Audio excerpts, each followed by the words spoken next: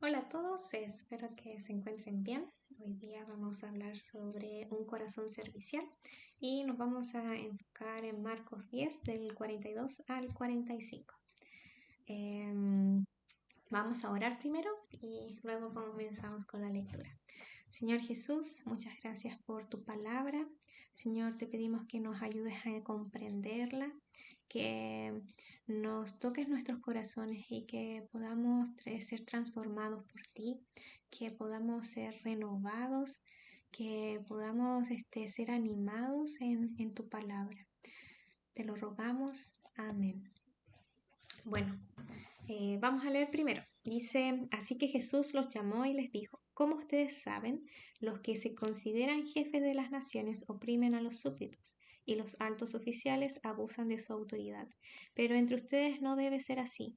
Al contrario, el que quiera hacerse grande entre ustedes deberá ser su servidor, y el que quiera ser el primero deberá ser esclavo de todos, porque ni aun el Hijo del Hombre vino para que le sirvan, sino para servir y para dar su vida en rescate por muchos.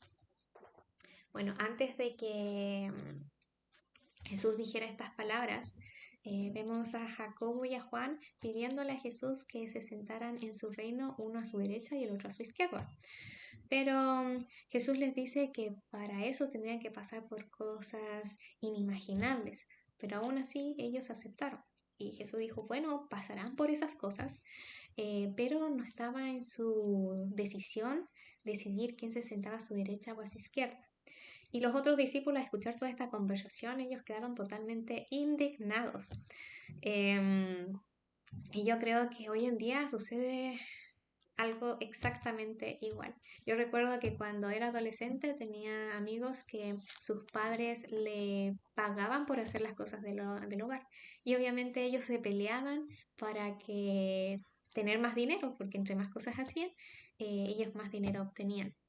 Y esa mentalidad muchas veces los tenemos aún siendo adultos. Siempre quizás lo hacemos por recibir ese dinero, en vez de hacerlo con un corazón de servir al otro, un corazón servicial.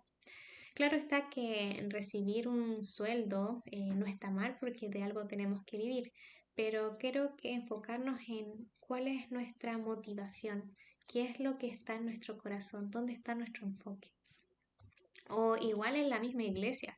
A veces lo hacemos porque hay que hacerlo, a veces lo hacemos porque queremos agradar a Dios o porque queremos recibir alguna recompensa. Quizás algo que hayamos le pedido a Dios o quizás entre los mismos hermanos. Acá en la Biblia quise dividir este pasaje en dos partes. Una la parte donde nos habla del mundo y después cuál es el ideal. En la parte del mundo tenemos la frase, lo hago para recibir algo a cambio. En el tiempo de Jesús vemos que estos líderes autoridades se ponían en ese puesto como para tener algún beneficio extra. Lo vemos porque él solamente buscaban oprimir y abusar del pueblo. Y hoy vemos exactamente lo mismo. Las noticias, en todos los medios de comunicación, redes sociales, vemos que varios países sufren estas cosas. Algunos obviamente que son más notorios que otros. Pero Jesús nos dice en el versículo 43, pero entre ustedes no debe ser así. Y vemos que en realidad el diseño de Dios nunca fue ese. Vemos que también nos da tres ejemplos. Nos dice uno que debemos ser como un servidor, como un esclavo y como él mismo. Vámonos primero a la parte de un servidor. Dice, al contrario, el que quiera hacerse grande entre ustedes deberá ser su servidor. En otras versiones la palabra grande la ponen como líderes. Un líder o los líderes que generalmente vemos que solamente se piensan en sí mismos o cómo se pueden sentir más cómodos y el resto no los miran, o sea, no les importa o no ven la necesidad que tienen. En cambio, un servidor, sí, él está atento a ver cuál es la necesidad que tiene del otro y cómo puede ayudar, cómo puede servir. Es por eso que Jesús nos anima a que si queremos ser líderes, que seamos como un servidor. El segundo ejemplo era que el que quiera ser el primero deberá ser esclavo de todos. Ser esclavo en ese tiempo era lo más humillante que podía ser. ¿Por qué? Porque eras lo más bajo de la sociedad, alguien sin importancia, alguien que no tenía valor. En cambio, ser el primero, obviamente era ser notado por todos, ser reconocido. Muchas veces quizás la gente hacía cosas por recibir algo de él. Y eso no, realmente no es la idea. Jesús nos dice, el que quiera ser primero debe ser como un esclavo. Y por último nos pone el ejemplo de él mismo. Jesús en sus inicios era carpintero. Después, a sus 30 años, comenzó su ministerio y ahí vemos que no paraba. Él predicaba la palabra de Dios, sanaba, liberaba a las personas de los demonios. Otra cosa más que hacía era alimentar a multitudes y lo más sorprendente era que hablaba con los rechazados de la sociedad. Vemos que Jesús servía con todo el corazón, tanto en el área cotidiana como en lo espiritual. Y eso lo vemos que lo hacía porque él amaba a su Padre, quería obedecerle.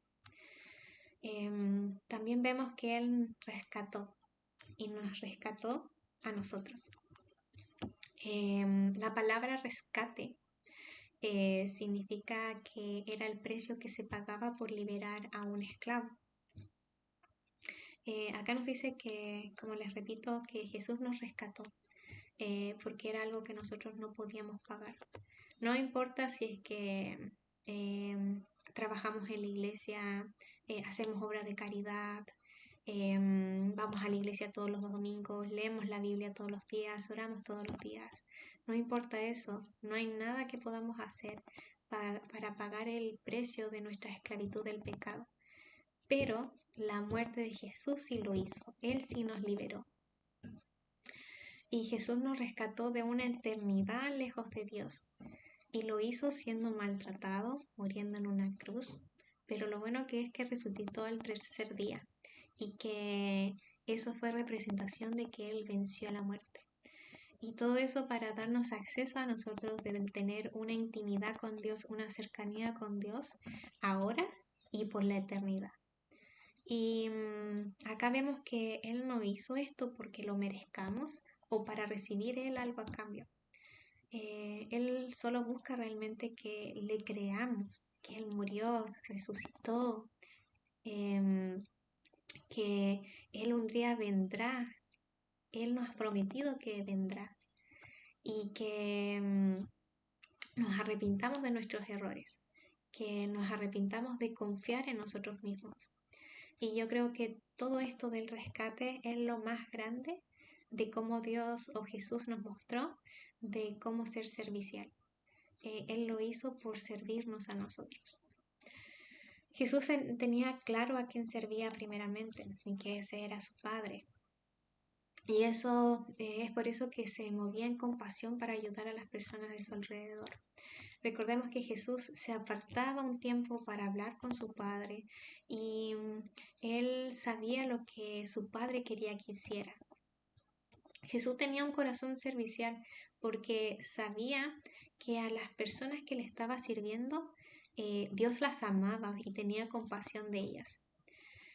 Y es por eso que ahora les pregunto, ¿cómo estamos sirviendo? ¿Estamos sirviendo por recibir algo a cambio? ¿Por obligación? ¿Por obtener algún beneficio? ¿Por servir realmente a Dios? ¿O a veces quizás escogemos a quién servir? Este no le sirvo porque no puedo sacar nada, en cambio este sí, porque sí puedo recibir algo a cambio. Y sé que varios caemos en estas opciones sí, opciones que les mencioné, pero yo también soy una de ellas. Pero en realidad busquemos arrepentirnos, busquemos que el Espíritu Santo sea que transforme nuestro corazón y que realmente busquemos servir al Señor con un corazón servicial y que sea en todas partes, tanto en nuestros hogares, en nuestro trabajo, colegio, universidad, con nuestros amigos, también en la iglesia.